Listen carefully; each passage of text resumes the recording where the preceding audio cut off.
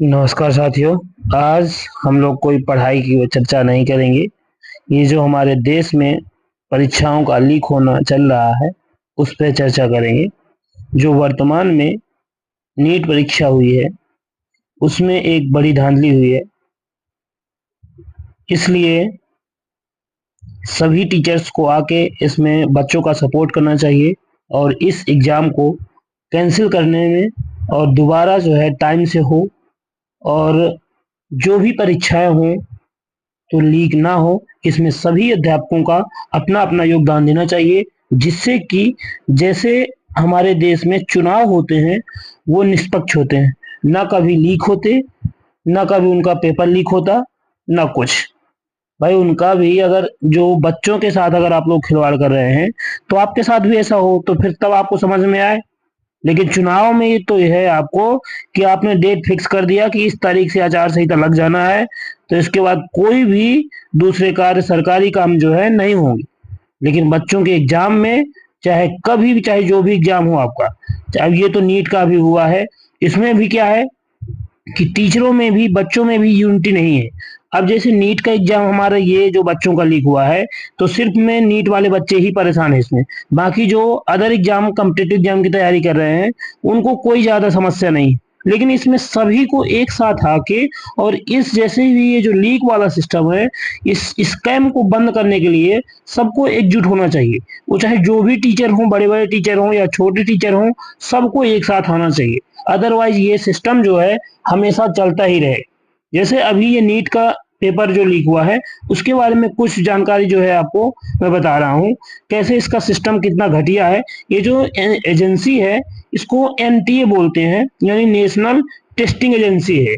तो कहाँ से नेशनल हो गई जब इसमें कराने का शेड्यूल ही नहीं है। अब तुम एग्जाम जो है करवाने के बाद ये पता नहीं कहाँ लीक हुआ, कैसे सिस्टम तुमने बनाया, ये तुम्हें ही पता होगा।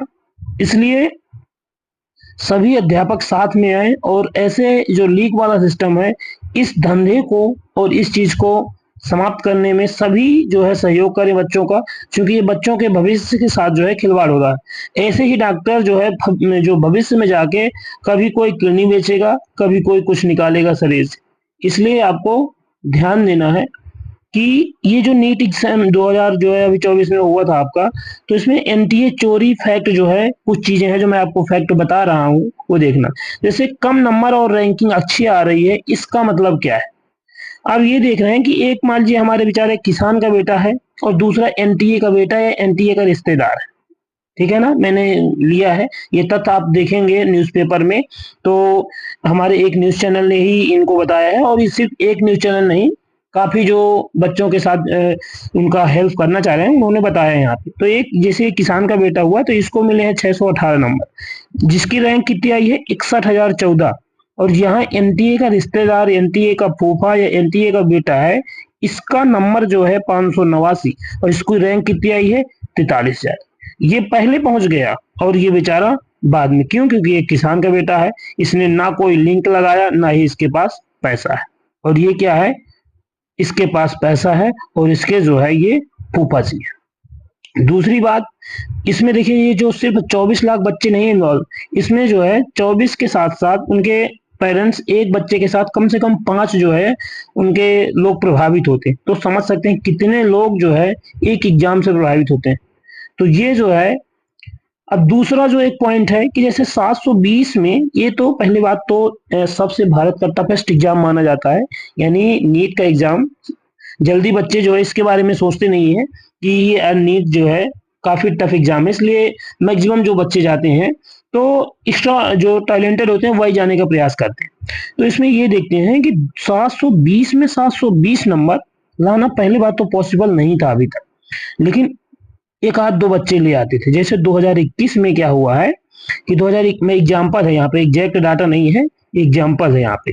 जैसे 2021 में 3 बच्चे ले आए और 2022 में 2 बच्चे, हो सकता है 2023 में एक भी ना लाए रहे होंगे या तो 2-3 बच्चे इसमें भी ले आए। लेकिन एक साथ 2024 में 68 बच्चे। और ये भी एक चीज यहाँ पे है, 68 बच्चे तो ठीक है, यहाँ एक ही क्लास, एक ही सेंटर से 8 से 10 बच्चे आ रहे हैं। उनके 720 नंबर हैं। ये सबसे बड़ा जो है घोटाला का यहां से एक जो है पता चलता है। ये चीज हो गई। दूसरा फैक्ट जो है हमारा तीसरा, इसमें 650 मान लीजिए जो पिछले वर्ष जैसे हो गया और पिछले वर्ष कि अगर जिसकी 650 नंबर जिसके आ जाते थे तो उसकी रैंक लगभग, मैं एग्जांपल लिया हूं, एग्जैक्ट डाटा नहीं है फिर बता रहा हूं आपको। जैसे आपके 650 आ गए ना, तो घर में ये होता था, मिठाई बांट देते कि भैया हो सकता है हमारे बच्चे को गवर्नमेंट कॉलेज मिल जाए। तो उस समय जो है रैंक आ जाती थी किसी की 5,000, किसी की 6,000, किसी की 7,000। लेकिन इसमें देखेंगे कि इस समय क्या है कि अगर आपके पास इतने नंबर है ना 650, तो 2024 में रैंक कितनी आ रही है? 50,000, 40,000, ऐसी रैंक आ रही। तो इससे क्या बच्चों को समझ में आएगा कि क्या हुआ है इस एग्जाम में। तो इस चीज के लिए कोई भी अपने आप को, जो एनटीए है ना, एनटीए कह रहा है हमारी कोई गलती नहीं, हमने ग्रेस सिस्टम अपना लिया। अरे फूफा है ग्रेस तुम्हारा। ग्रेस सिस्टम अपनाने से पहले आपने नोटिस उसमें जारी किया था कैसे करना है। 719 नंबर जो है जिसके पास आ रहे हैं ना, ये कैसे आ गए 719 नंबर? जब हमारा एक का हमें मिलता है कितना,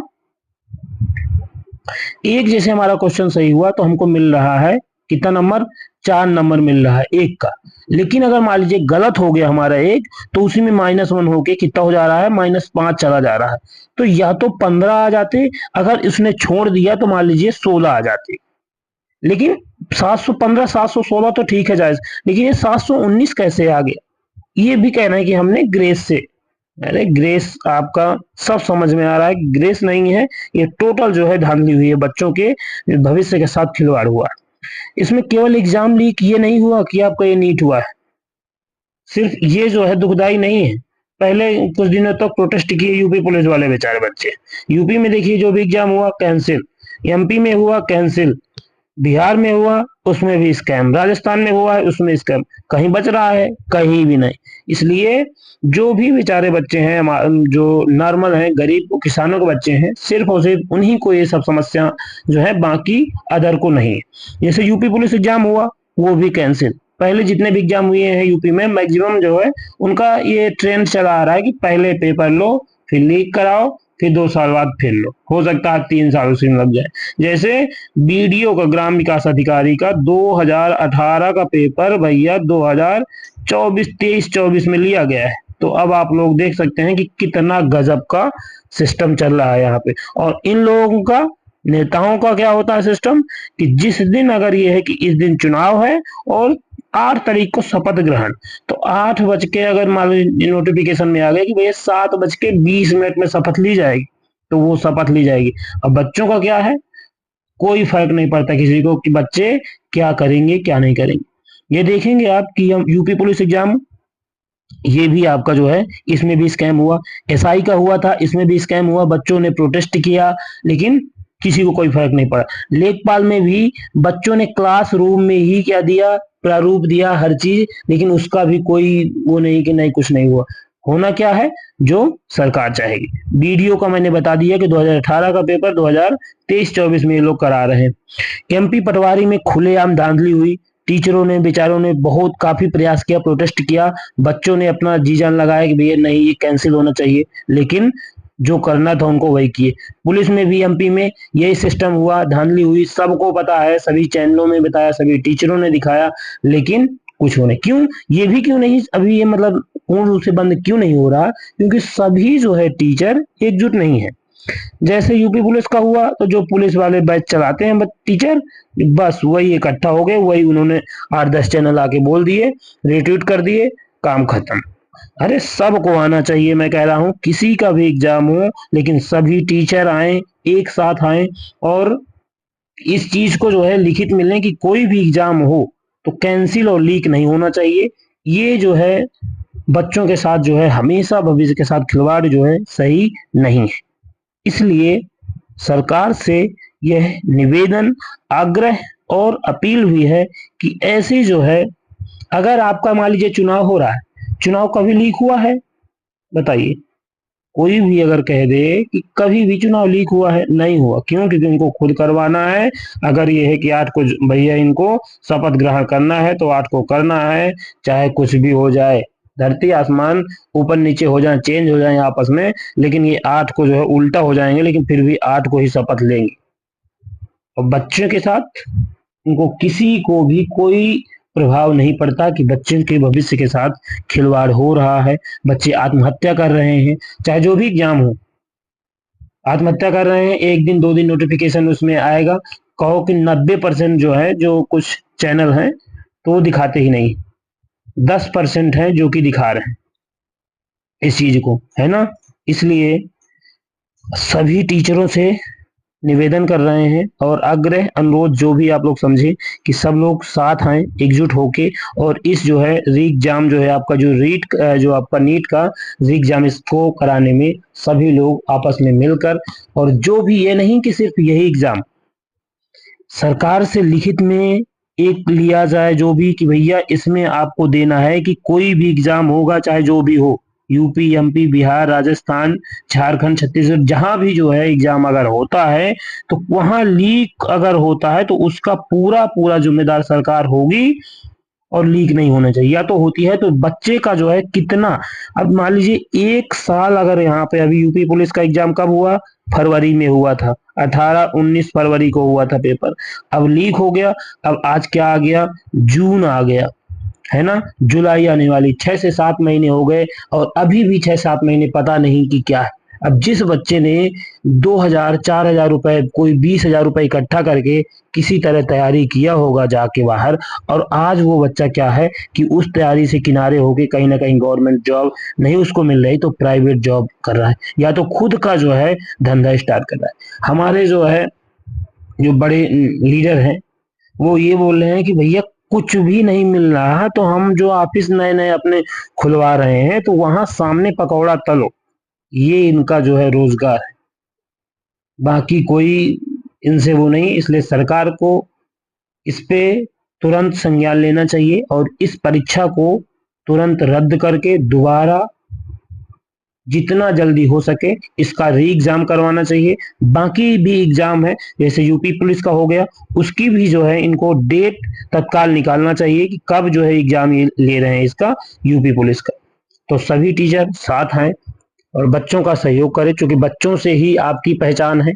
इसलिए सभी अध्यापकों से निवेदन है कि साथ आके इस मुहिम को, और सभी टीचर जो हैं, छोटे बड़े जितने भी हैं, तो सबसे जितना भी बने, जो भी बने, आप लोग वीडियो बना के डालिए, जिस प्रकार मदद हो सके वो करिए। अगर आप डायरेक्ट जा सकते हैं, अपने यहाँ के विधायक सांसद जिनको है वहाँ ज्ञापन दीजिए। ये नहीं कि आप अगर उसमें हैं कि यूपी पुलिस कर रहे हैं, हम ये यूपीएसआई की, एमपीएसआई की, और ये चीजें तैयारी कर रहे हैं, हम नीट वालों के यहाँ क्यों जाएं। वो बच्चे अभी छोटे हैं तो उनका अगर आप सहयोग नहीं करेंगे तो आपका भी कोई सहयोग नहीं करेगा। इसलिए सभी लोग एकजुट होके, और इस जो आपका ये इतनी बड़ी 24 लाख बच्चों के साथ जो है धांधली हुई है, इसको भी, ये जो री एग्जाम होना चाहिए, और यही जो है